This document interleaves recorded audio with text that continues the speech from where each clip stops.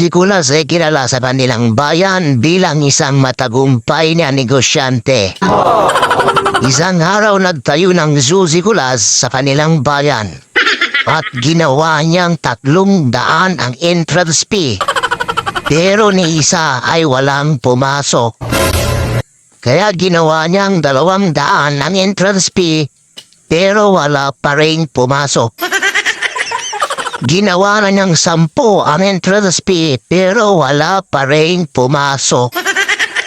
Nag-isip si Kulas kung ano magandang gawin. Kalaunay na pag-isip niyang gawing libre ang pagpasok sa kanyang zoo.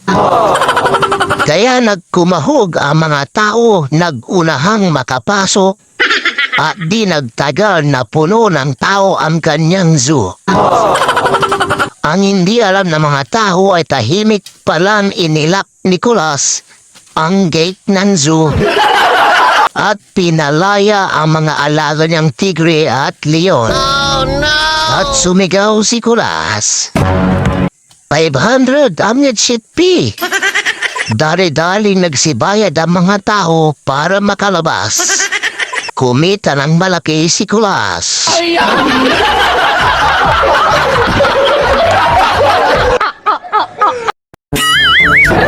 Anak ka ng pu.